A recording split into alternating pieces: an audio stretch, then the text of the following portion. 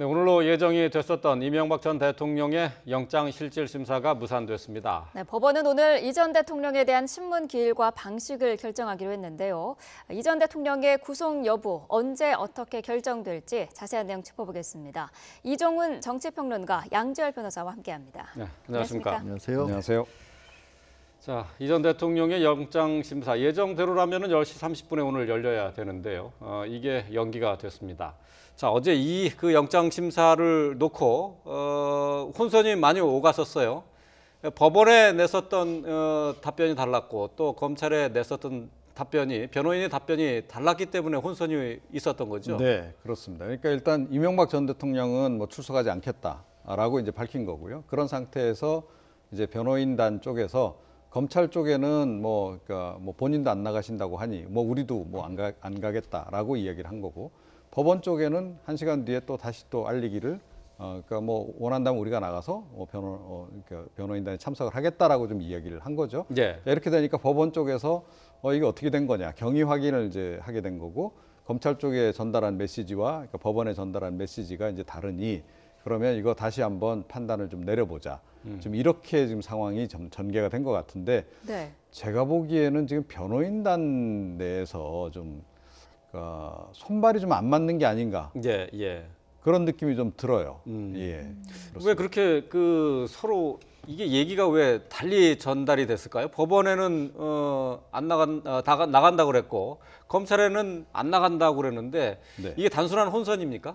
그러니까 이제 그거는 이제 좀 더 확인이 필요한 사항이긴 합니다. 그러니까 의도적으로 그렇게 이제 다른 메시지를 보낸 건지, 아니면 이제 내부에 지금 이제 사실은 손발이 안 맞아서 예. 그러니까 법원 쪽에 대답한 분과 이 검찰 쪽에 대답한 분이 다른 그 변호사가 답변을 하는 과정에서 약간 이런 이제 혼선이 왔을 가능성 두 가지가 이제 있을 거라고 좀 보는데요. 네. 저는 개인적으로 일단은 이제 그렇게 추정을 한다는 거죠. 그러니까 아직 이게 좀 제대로 좀 체계가 잡혀서 변호인단이 지금 굴러가는 상황이 좀 아닌 거 아닌가, 이런 추정을 좀 하게 합니다. 네. 이 전 대통령은 불출석하겠다라는 입장을 일찌감치 밝힌 상황이었고, 변호인단의 출석 여부가 이 영장 심사가 열릴지 말지에 대한 변수가 되는 겁니까?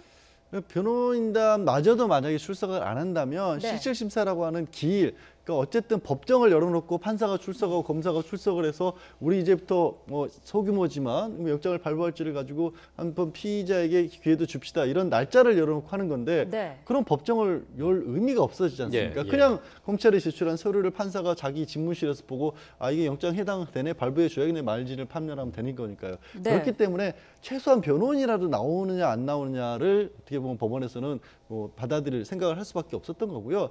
지금은 또 그러면 그럼 변호인이라도 나오면 기일 영장실질심사 하겠다라고 했는데, 문제는 그렇게 하기 위해서는 구인영장을 또 발부를 해야 되거든요. 어떤 의미냐면, 일단 피의자 본인이 법정에 안 들어오더라도 영장실질심사를 하는 동안에 많이들 보셨겠지만 영장실질심사 하고 나서 판사가 영장을 발부를 하면 구치소로 바로 가고, 기각을 하면 그냥 석방되는 절차 동안 어딘가에 기다리고 있어야 되잖아요. 그 대기를 강제로 시키기 위해서라도 구인장을 발부를 해야 하는데 이명박 전 대통령처럼 구인장 발부하면 나는 응대를 못하겠다, 받아들일 수 없다는 거 아니겠습니까? 그러니 이 법원 입장에서는 아니 실질심사를 해달라고 하면서 구인장은 또 발부하면 못 받았겠다고 하니 이걸 어떻게 하는지라는 고민을 하게 만든 거죠 지금. 그러니까 이 영장실질심사라고 하는 게 기본적으로 피의자의 권익보호 차원에서 하는 거잖아요. 자, 그런데 피의자 본인이 일단 방어할 의지가 없다라고 지금 이야기를 한 거나 다름없고, 게다가 이제 이 변호인단 쪽에서 검찰 쪽에 이제 의사 전달한 것은 그 본인들도 변호인단도 나와서 더 방어할 의지가 없다라는 것을 이야기한 거나 다름이 없거든요.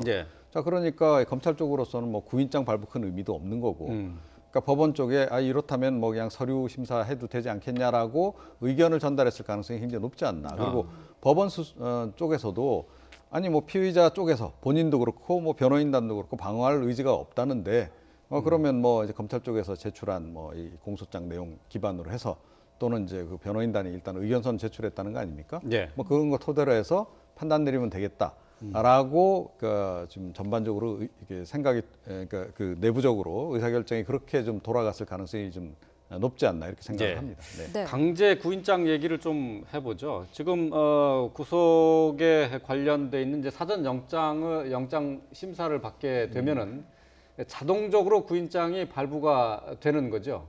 그러니까 이게 사실 조금 법적으로 모순이 아니냐라는 지적은 있습니다. 뭐냐면 구속을 할지 말지를 정하는 자리를 열기 위해서 네. 강제로 끌어오는 영장을 발부를 하니까 네. 이게 무슨 얘기냐라는 어떤 모순이 아니냐는 지적이 예전부터 있었지만 현실적으로는 어쨌든 구속 여부를 결정하기 위해서 최소한 얘기는 직접 들어봐야겠다는 게 법의 취지이기 때문에 네, 네. 말씀하신 것처럼 영장실질심사를 하기 위해서는 강제 구인을 형식적으로라도 하는 게 원칙이거든요. 네. 네. 근데 그것 자체를 못 받아들인다고 하고 있으니 그러면 어쨌든 전례에 따라서 강제 구인을 해서 뭐 본인이 자발적으로 나오지 않더라도 네. 법정에는 안 들어오더라도 어딘가 뭐 구치소가 됐든 검찰 청사가 됐든 대기를 시킨 다음에 변호인을 놓고 영장실질심사를 할 것이냐 굳이 그렇게 사실 뭐 형이 집행 단계도 아닌데 왜 초반부터 더군다나 전직 대통령이라는 지위가 있는데 그렇게 강제 구인을 할 필요가 있겠느냐 의미 네. 없다. 그러므로 그냥 서류만으로 충분하게 판단할 수가 있지 않겠느냐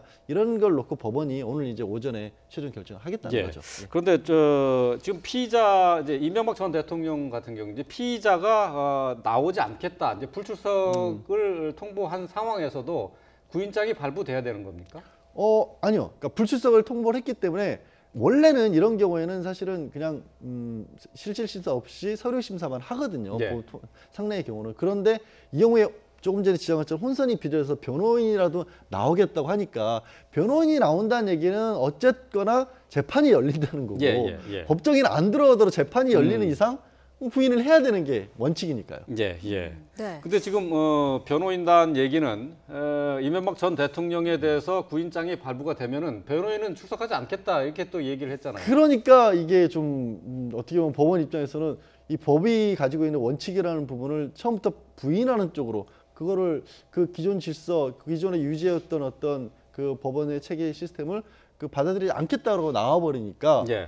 굉장히 법원도 좀 곤혹스러웠을 겁니다. 왜냐하면 이런 원칙이 있다라는 것 자체를 최소한 아까 이제 이 평론가님께서 지금 이명박 전 대통령의 변호인단이 체계가 좀 덜 잡힌 것 같다라는 추측을 해보셨지만 아무리 체계가 덜 잡혔다고 할지라도 이건 원칙인 거거든요. 그런데 그 원칙 자체를 거부하고 있는 상황이어서 법원으로서도 상당히 이게 곤혹스럽고 재판을 이제 시작해야 되는데 처음부터 피고인이 비협조적인 모습을 보인다라는 것을 어떤 식으로 이 법원에서는 판단할지 불리한 판단이 될 것이 법적으로는 뭐 뻔한 상황이 된 거죠. 예. 네.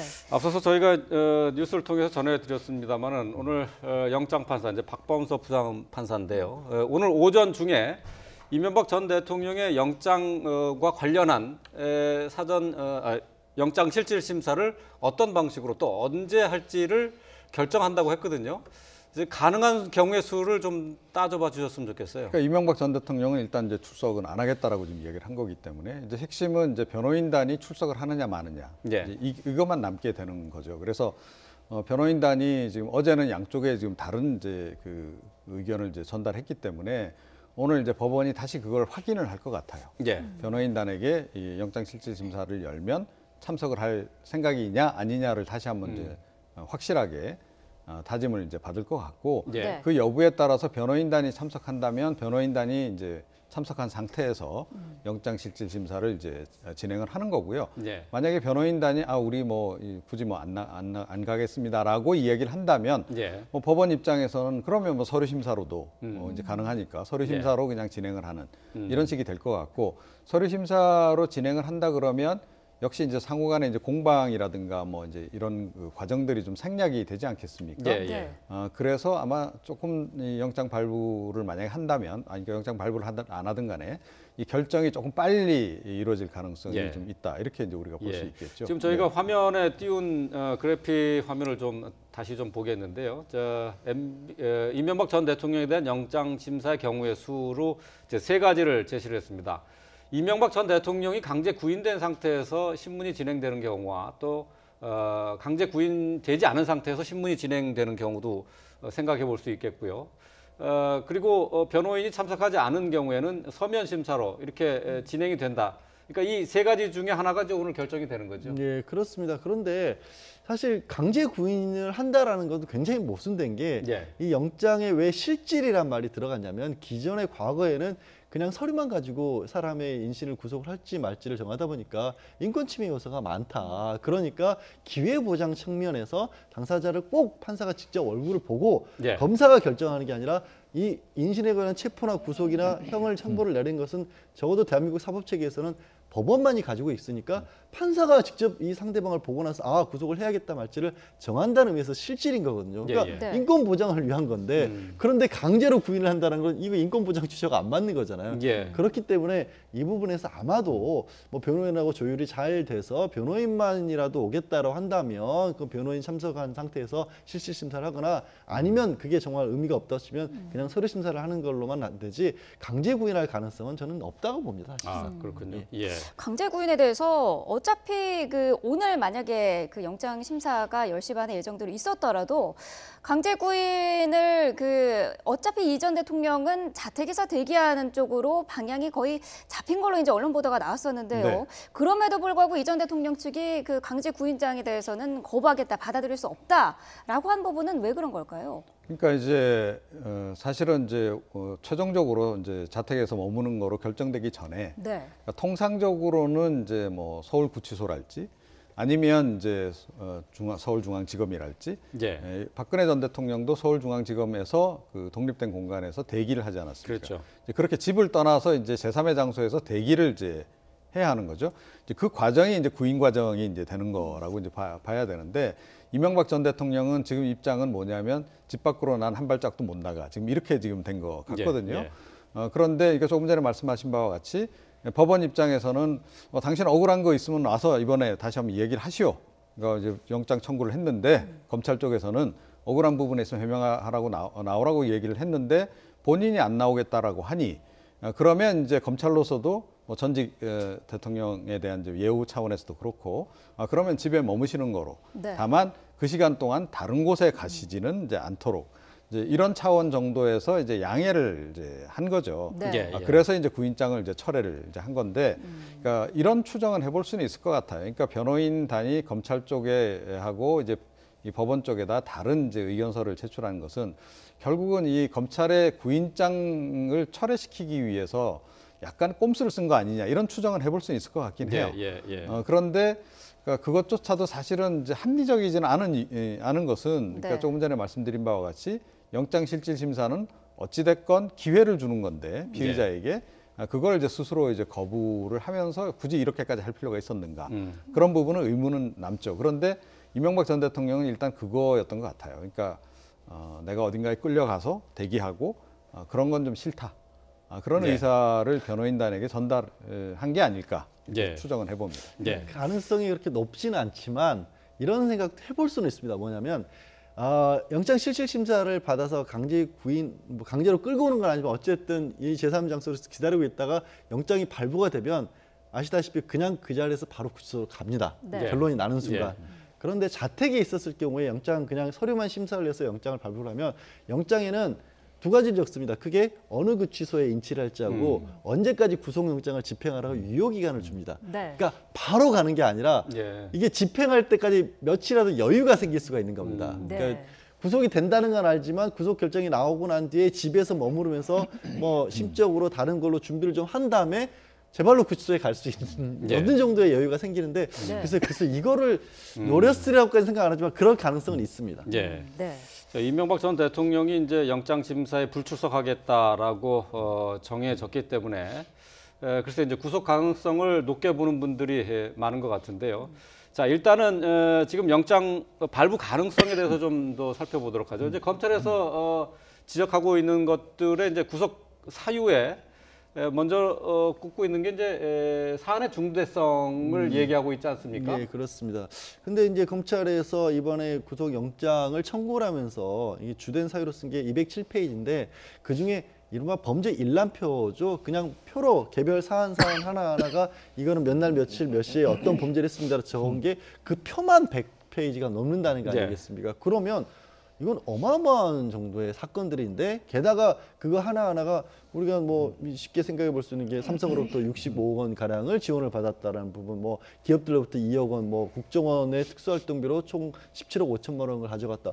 하나하나 개별 혐의 자체가 뇌물죄로 봤었을 때 요 10년 이상 무기징역까지 가능한 것들이 다 범죄들이 뭐 20개 이상이 넘는다는 거 아니겠습니까? 네. 그렇기 네. 때문에 검찰에서는 야 이거는 너무나 명백한 구속 사안이다라고 주장을 하고 있는 거고요. 네. 다만 이명박 전 대통령 측에서는 아직까지도 이런 것들은 지금 검찰이 몰아가기를 한 거다. 그리고 예, 명확한 예. 증거도 없는 거다. 이게 관련자들 진술만 가지고 이게 추정한 것이다. 뭐 왜 이런 얘기를 아직까지 할 수 있냐면 실질 심사가 되기 전까지는 이 소명 자료까지는 그 검찰에서 제시를 안 하거든요. 네. 그러니까 그 이명박 전 대통령 입장에서는 증거들을 눈으로 본 건 아니란 말이에요. 네. 그러니까 증거 없이 지금 검찰이 뭐 일종의 억지를 쓰고 있다 이런 식의 주장으로 좀 맞서가 있는 거죠. 네. 네. 자, 영장 심사와 관련한 그 쟁점 가운데 한 가지가 바로 혐의의 중대성이고요. 두 번째가 증거인멸 가능성입니다. 지금 검찰 측에서는 이 전 대통령이 혐의를 부인하고 있고 최근까지도 관련자들과 말맞추기를 시도했다라는 점을 들었고요. 또 이명박 전 대통령 측에서는 검찰이 내세운 증거들이 의도적으로 조작됐다 이런 지금 입장을 계속해서 보이고 있죠. 네.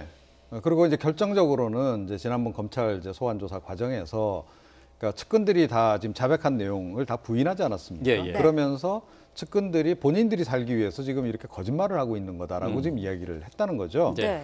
자, 그러면 검찰 입장으로서는 이제 이렇게 생각할 수밖에 없는 겁니다. 그러면 이분이 이 측근들을 좀 밖에서 움직이어서 이 자백한 내용을 번복하도록 만들 가능성이 있다. 네. 이렇게 볼 수밖에 없다는 겁니다. 그래서 사실은 이제 그와 관련해서도 검찰 쪽에서 증거를 추가로 인멸할 우려가 있다라는 판단을 지금 내린 것으로 이렇게 예. 좀 알려지고 있고요. 예. 네. 그리고 실제로 또 뭐 그러니까 이미 이제 구속된 이병모 그 청계재단 사무국장 같은 경우에 그러니까 증거 인멸을 하는 것이 사실은 발각이 되기도 했고, 예. 그래서 이미 증거 인멸을 했던 전력이 있는 데다가 앞으로도 측근들 입을 막기 위해서 여러 가지 조치들을 밖에서 취할 가능성이 있기 때문에 반드시 구속을 해야 한다라고 지금 이제 이게 오늘 그 이제 구속 예. 영장 실질 심사 과정에서도 그런 주장을 검찰 쪽에서는 할 가능성이 높고 네. 그런 얘기들이 지금 실제로 흘러나오고 있는 그런 상황입니다. 네. 자, 검찰에서는 이제 기초적인 사실관계도 이제 부인하고 있다는 점에 이제 중점을 둬서 증거 인멸 가능성을 얘기를 하고 있는데요. 이것과 함께 지금 이명박 전 대통령의 구속이 필요한 것이 관련돼 있는 관계자들, 그러니까 측근들이 이미 이제 구속이 돼 있기 때문에 형평성 차원에서도 구속이 돼야 된다 하는 게 검찰의 입장이죠. 그렇습니다. 그러니까 이명박 전 대통령을 주범으로 지금 명시를 하지 않았습니까? 예. 그러니까 국정원 특활비 이제 수수 과정에서 김백준 이제 전 기획관을 지금 사실은 구속을 한 상태 아닙니까? 예. 그때 그 이미 이제 그 공소장 내용에 그러니까 이명박 전 대통령이 주범이고 그러니까 김백준 전 기획관은 방조범이다라고 일단 명기를 했단 말이죠. 예. 자, 그리고 이제 조금 전에 말씀드린 이병모 청계재단 그 이제 사무국장을 이제 구속시키는 과정에서도 다스의 그 실사주를 이명박 전 대통령으로 명기를 했습니다. 이미 공소장에서. 자, 그렇다면 검찰 입장에서는 그러니까 종범들은 다 이제 구속을 해놓은 상태인데 예. 그럼 가장 핵심, 가장 꼭대기에 있는 주범을 그럼 그대로 놔두는 게 합리적이냐? 그거는 누가 보더라도 이건 말이 안 된다는 거죠. 국민 상식에서도 이건 상식의 눈에도 맞지 않고 또 이제 법적 처리와 관련한 그런 그 법의 형평성의 차원에서도 이게 맞지 않기 때문에 이번에 이제 이건 반드시 구속을 안 할 수가 없다. 예. 이제 이렇게 이제 검찰 쪽에서 이제 주장을 하고 있는 그런 그 상황인 겁니다. 예. 네. 자, 이명박 전 대통령이 영장심사 불출석이라는 강수를 둔 가운데 만약에 박근혜 전 대통령처럼 일주일에 4회 재판을 한다면은 우리는 이거는 못한다, 못 받아들인다 이렇게 지금 미리 밝혀놨지 않습니까? 그러니까 재판이 시작하기도 전에 그리고 네. 사실 구속영장이 청구된 상황이지 그러니까 재판에 넘어가지도 않은 상황이지 않습니까? 네. 근데 벌써부터 재판 일정까지 들고 나오는 거 보면 확실하게 이명박 전 대통령 측에서는 이게 법률적 대응보다는 정치적 대응을 하는 쪽으로 판단을 내린 게 아닌가 하는 그런 추측을 할 수밖에 없는 거거든요. 네. 그리고 주사회 재판이라고 하는 것이라고 할지라도 이 박 전 대통령 같은 경우는 이른바 국정농단이라 그래서 뭐 직권남용처럼 이 법리적으로 과연 이게 성립할지 말지를 따져야 되고 증인들을 불러서 얘기 들어야 되는 것들이 좀 많은 재판인데 이전 대통령 같은 경우는 그것보다도 뇌물처럼 직접적으로 장부가 있어서 가타부타가 좀 비교적 간단하게 따져질 수 있는 상대적으로 네. 그런 것들이 많은데도 불구하고 박 전 대통령이 사례를 들어가면서 우리도 재판 거부할 수 있다. 이 얘기는 어떻게든 좀 시간을 좀 연장해 나가면서 바깥에서 정치적으로 이걸 전환해 볼 수 있는 모멘텀을 찾아보는 게 예. 지금으로서는 유리하다는 판단을 내린 게 아닌가라는 생각을 할 수밖에 없게 만드는 것 같습니다. 그러니까 네. 제가 보기엔 이게 박근혜 학습 효과인 것 같아요. 그러니까 박근혜 전 대통령 재판 과정을 쭉 이제 지켜본 거죠. 자, 그러니까 우리는 저렇게 하면 안 되겠다 이런 생각을 한 겁니다. 그러니까 뭐 아시다시피 박근혜 전 대통령이 이렇게 계속 이렇게 재판을 이제 사실은 굉장히 빡빡한 일정으로 이제 하는 과정에서 굉장히 고통을 많이 호소하지 않았습니까? 건강 문제도 예. 얘기를 중간에 했었고, 그다음에 또 중간에 또 해외에 있는 MK 그룹인가 이런 쪽을 활용해서 이건 인권 침해다, 심지어 이런 문제 제기까지 하지 않았습니까? 자, 그것을 다 본 거죠. 봐서 그럼 우리는 어떻게 대응을 할 것인가를 이제 고민을 했던 것 같고, 네. 어찌 됐건 최대한 이거는 길게 끌고 가는 게 유리하다라는 생각을 한 것 같아요. 재판 예. 자체를 아예. 자, 그리고 당장 구속이 설령 이제 이루어지더라도 구속을 무한 연장하기는 어려울 것이다. 그렇죠. 한 번 정도 연장해서 뭐 6개월에서 뭐 6개월 더 연장해서 한 1년 정도는 어떻게 구속 상태에서 재판을 진행하겠으나 더 연장하는 것은 아마 상당히 부담을 느낄 것이다. 그러면 1년이 지난 뒤에는 밖으로 나와서 예. 불구속 상태에서 계속 이제 재판을 뭐 2년이건 3년이건 이렇게 끌고 갈 수도 있다. 예. 그런 가능성을 지금 이제 그 염두에 두고 포석을 지금 까는 게 아닌가 이렇게 생각이 됩니다. 그러니까 이게 실형 선고가 날 가능성이 높고 또 실형 선고가 날 경우에는 사실은 10년 이상형이 될 가능성도 굉장히 좀 높다라는 이제 뭐 법률 전문가들이 얘기가 많지 않습니까? 예. 이제 그런 상황이라면 최대한 이제 그 형을 사는 사실은 이제 그 형을 사는 그것을 그런 고통스러운 기간을 좀 뒤로 좀 밀어보자. 예. 그러면서 기회를 보자. 그래서 예. 재판에서 혹시 승소를 하거나 하면 다시 안 들어가도 되잖아요. 예. 예. 그런 것을 지금 염두에 두는 게 아닌가 이렇게 생각합니다. 네. 네. 글쎄요, 1년 동안의 그 구속 상태에서 재판 게 짧은 시간은 아닌데 말이죠. 근데 이제 검찰은 영장 발부 여부와 상관없이 이 수사를 계속 이어간다는 방침인데 예. 지금 이명박 전 대통령에 대해서 지금 영장에 적시되지 않은 혐의들이 또 상당히 많이 있다고요. 영장 자체가 아까 말씀드린 것처럼 200페이지 가량인데 그거 말고 의견서가 또 1000쪽이 또 추가적으로 따라가 있다고 합니다. 예. 근데 그 의견서 중에는 앞으로 우리가 이러이러한 부분들을 수사해서 추가 기소를 할 수도 있다. 그러니까 구속을 하는데 참고로 해달라고 한 게 혐의가 더 남아 있다라는 예. 부분이 있다는 거고요. 네. 또 이제 검찰을 통해서 밝혀진 바에 따르면 이명박 전 대통령이 이 대선 과정의 대선 직후에 자신의 대학교의 인맥을 이용해서 돈을 어디로부터 받아야 될 기업들을 좀 찾게끔 했었고 그거를 받아내는 것은 자신의 최측근이라든가 가족들을 이용해서 돈을 받았다. 예. 이런 구조를 가지고 갔다는 거 아니겠습니까? 예. 그러면 그 구도를 가지고 이거를 돈을 받는 거를 운영을 했다라면 지금 나오는 거 이팔성 우리금융회장이라든가 아니면 삼성이라든가 아니면 대보그룹 정도에서 그쳤겠느냐 더 추가적으로 있지도 않았겠느냐라는 얘기도 당연히 합리적인 뭐 추측을 해볼 수 있는 거고 또 그렇게 진행이 됐던 명단도 있다라는 거 아니겠습니까? 예. 그러면 그 명단을 확인하는 것만 해도 빠른 시일 내에 이루어질 수는 없기 때문에 이제 추가 수사를 계속 하겠다라고 검찰이 밝힌 거죠. 예. 조금 더 이제 부가 설명을 드리면요. 그러니까 이팔성 그 회장이 했던 그리고 자금을 전달했던 그런 그 이제 패턴 거기에 이제 사실은 검찰이 굉장히 주목을 하는 것 같습니다. 그래서 그 당시 그러니까 이명박 전 대통령 시절에 그러니까 금융권에 4대 천왕이 있었잖아요.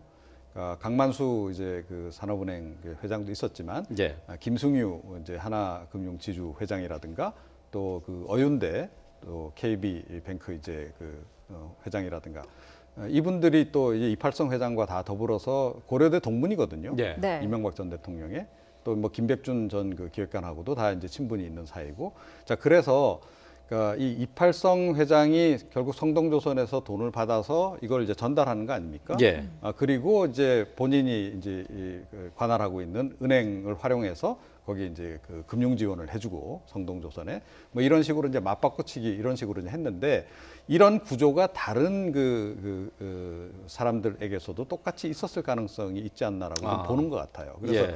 관련해서 이미 압수수색도 좀 일부 진행한 것으로 지금 알려지고 있고 자, 이렇게 되면 지금 현재까지 드러난 그러니까 기업으로부터 받은 그러니까 성동조선과 같은 그런 류의 것들이 더 드러날 가능성이 지금 있습니다. 그래서 돈을 받은 데가 더 많이 있을 그렇죠. 것이다. 이제 그렇게 지금 이제 검찰 쪽에서 보고 수사를 지금 계속 진행을 하고 있는 것으로 알려지고 있는데 네. 이렇게까지 이제 확장이 되게 되면 이게 상당히 좀 사실은 이 규모가 커질 수도 있다. 예. 지금 이제 그런 그 상황이 아닌가 이렇게 생각합니다. 네, 불법 사찰 의혹에 대해서도 검찰이 이제 본격적으로 수사를 할 것으로 보이는데, 뭐 법조계뿐만 아니라 종교계와 언론계는 사회 각 그 부분에 대해서 불법적으로 사찰을 하고 이 내용을 청와대에 보고한 정황이 드러났다고 해요. 네, 그러니까 이거는 이미 이제 재임 기간 중에 그러니까 그 장진수 전 주무관이 그러니까 총리실에서 이제 민간인 불법 사찰한 부분에 대해서 이제 사실은 폭로를 하지 않았습니까? 그래서 네. 일부 이제 드러났었고요. 그리고 이제 최근에 이제 뭐 국정원 그 이제 댓글 사건 수사가 계속 이제 추가로 진행이 되면서 이제 청와대에 보고한 흔적도 드러났고 이제 이런 거 아니겠습니까? 이제 그 이외에 이제 것들이 이제 뭐 이번에 이제 새롭게 좀 드러난 부분이 뭐냐면 그 아시다시피 이제 영포 빌딩에 대해서 이제 그 지하 2층 압수수색을 이제 했는데 네. 그때 이제 쏟아진 문건 가운데서 이제 이 그 민간인 불법 사찰을 한 것으로 추정되는 문건들이 꽤 나왔다는 거죠. 예. 예컨대 뭐 사법부에서의 그 좌파에 대한 대응 또는 이제 뭐 그 진보교육감들에 대한 대응 또 언론계의 뭐 그쪽에서 이야기하는 좌파로 추정되는 인물들에 대한 대응 방안 심지어 명진 스님에 대한 대응 방안까지 이런 것까지 보고서가 지금 다 쏟아져 나온 겁니다. 예. 네. 아마 그래서 이게 상당히 문제가 될 수 있다라는 생각을 해서 아마 들고 나간 게 아닌가 이렇게 여겨지는데 어찌됐건 그런 문건들이 지금 이제 다 나온 상황이기 때문에 예. 한두 건이 나왔으면 모르겠는데 이게 대량으로 쏟아졌단 말이에요. 예, 예. 자, 이런 상태다 보니까 이거 뭐 그 당시에 결국은 이제 블랙리스트, 화이트리스트 이런 것들이 있었던 것이 아닌가라고 좀 추정을 하는 것이 오히려 합리적일 수밖에 없는 그런 그 상황이 돼버린 거죠. 예. 네. 자, 이명박 전 대통령의 영장 심사와는 또 별도로 김윤옥 여사와 관련된 내용도 계속해서 지금 언론에 등장을 하고 있는데 말이죠. 지금 명품백을 받았다 하는 것이 이제 정두원 전 의원이 경천 동지할 만한 일이다라고 한 얘기 중에 하나다라고 이렇게 확인을 해줬어요. 정전 의원이 정말 끝까지 얘기를 못 하시겠다. 예. 처음에 이 명품 얘기 나왔을 때는 이 얘기는 명품 자기가 말했던 것 중에 하나가 아니다라고 하시더니 예. 결국에는 이게 맞다라고 이제 승인을 하신 건데요. 예. 좀 진즉 알려주시 국민들께 예. 애달게 하셨는데 정말 그럴듯하긴 합니다. 왜냐하면 이게 명품백 자체도 뭐 그거 자체가 한 2, 3천만 원 한다고 하죠. 예. 거기에 근데 현금도 들어와 있었다. 근데 그거를 후보 부인이 받았다. 이 사실이 중간에 알려진다라면 사실 대선 판도를 완전히 뒤집어 놓을 수도 있는 거 아니겠습니까? 그렇죠. 그리고 저 명품백을 줬다고 알려진 사람이 미국에 있는 여성 사업가인데 순수한 의도로 호의적으로만 줬겠느냐? 그게 아니라 뭔가 사업 관계에 가진 대가성을 가지고 건네줬다라면 이거는 그야말로 정말 대선 판도 자체가 바뀌어질 수 있는 거기 때문에 그리고 저 사실은 이제 문제는 저거를 이명박 전 대통령에도 알리지 않고 예. 주변의 참모들 차원에서 그걸 입막음을 했다는 거 아니겠습니까? 예, 또 예. 입막음을 하는 과정에서도 또 역시 부정한 돈이 사용이 됐다는 거 아니겠습니까? 그러니까 여러 가지 것들이 얽혀져 있다 보니까 그야말로 이제 뭐 흔히 이런 말을 하죠. 뭐 감자줄기가 넝쿨째 이렇게 알알에 캐 나오는 것처럼 그런 비리들이 쭈르륵 나올 수 있는 사안이었기 때문에 정전 의원은 저게 이제 경천 동지할 일 중에 하나였다라고 지금 밝힌 것으로 보입니다. 네. 네. 자, 경천 동지할 일 가운데 이 명품백 의혹이 하나라고 이야기를 하면서 두 개가 더 남았다고도 얘기를 하지 않았습니까? 네, 경천 동지할 일이 이제 세 가지 있고, 그러니까 자기가 죽기 전에나 이거를 얘기를 할 수 있을 것이다라고 네. 좀 얘기를 했는데 일단 한 가지는 지금 자백을 하신 거예요. 예. 자, 그럼 나머지 두 개가 뭔가? 네. 이게 이제 굉장히 이제 의문을 이제 가질 수밖에 없는 그런 상황인데 한 가지는 확인을 했습니다. 그러니까 정돈 전 의원이 이게 이 김윤옥 여사와 관련한 것은 아니다. 두 가지는. 예. 자, 그렇다 그러면 이건 결국 이제 후보와 직접 관련된 것이거나 아니면 후보의 핵심 측근과 관련된 것. 뭐 이런 게 아닐까라고 지금 이제 추정을 이제 해볼 수 있는 거죠. 네. 근데 그 당시 뭐 이제 사실은 그 박근혜 전 대통령 관련한 뭐 이른바 박근혜 엑스파일도 존재했지만 이명박 엑스파일도 이제 존재를 했었고 그와 관련해서 여러 가지 이제 뭐 정치권에 이제 그 약간의 정보들이 돌긴 했습니다. 그런데 네. 그걸 제가 이 자리에서 이제 말씀드릴 수는 없을 것 같고요. 예. 뭐 그런 거 가운데 이제 뭐 한두 가지가 아닐까 이렇게 추정은 일단 이제 해봅니다. 예. 네. 듣고 계신 얘기는 있는 거군요. 예, 있습니다. 궁금하긴 한데 뭐 방송에서 말씀하실 수 없다고 하시니까 네. 뭐 정두원 전 의원이 직접 얘기하기 전에는 뭐 누가 먼저 얘기할 수는 없는 내용이긴 합니다만 정두원 전 의원이 아까 말씀하신 것처럼 저 명품백을 받았을 때 이것을 이명박 전 대통령에게는 알리지 않았을 것이다 이렇게 얘기를 했어요. 이거는 글쎄 이제 앞으로의 그 이명박 전 대통령이 김윤옥 여사가 명품백을 받았는지 돈을 받았는지 이것을 아는 거하고 모르는 거하고 차이가 있는 건가요? 이명박 전 이게 만약에 받았는데 이게 받았고 우리 그 사안 어떤 일 때문에 받았는지도 알고 있었고 혹시라도 이 명품백과 관련돼서 뭔가 뭐 대통령으로서 영향력을 행사하려고 했었다. 그것이 결부돼 있었다. 그러면 이거는 이제 제3자 뇌물죄로 뭐 아내라고 하지만 부인이라고 하지만 제3자로 일단은 보기 때문에 제3자 뇌물죄로 바로 되기 때문에 혐의 사실이 추가가 되는 거고요. 또 예. 나중에 저 뭐 핸드백을 줬던 분이 이 뭐 각서 써준 거가 제대로 이행이 되지 않았다라고 하면서 또 청와대까지 찾아왔었다는 거 아니겠습니까? 예, 예. 그래서 뭐 소란도 피웠다라고 하니까 참 이 내용 자체를 제가 전달하면서도 참 민망스러울 정도입니다. 대선 과정에서 후보 부인에게 뭐 핸드백을 건넸고 그 핸드백을 건넨 일에 그 안에 돈이 들어갔는데 그 돈을 다시 제대로 되돌려받지를 못했다면서 예. 나중에 청와대를 찾아와서 그걸 민원 제기를 해서 그걸 또 어떤 과정을 거쳐서인지 무마가 됐다고 하는 거 이런 일들이 이어졌다고 하니까 그거를 다 이 전 대통령이 저도 차라리 그것까지는 몰랐으면 하는 심정이 드네요. 심정적으로. 예. 네. 알겠습니다. 자, 이명박 전 대통령에 대한 영장 발부와 관련한 영장 심사 방식과 또 시기에 관한 내용은 오늘 오전에 결정이 된다고 했는데 아직까지 전해지는 건 없습니다. 결정이 되는 대로 전해드리도록 하겠습니다. 네. 자, 오늘 사건 사고 이명박 전 대통령의 영장 심사와 관련한 내용 살펴봤습니다. 이종훈 정치평론가 또 양지열 변호사와 함께했습니다. 고맙습니다. 고맙습니다. 고맙습니다.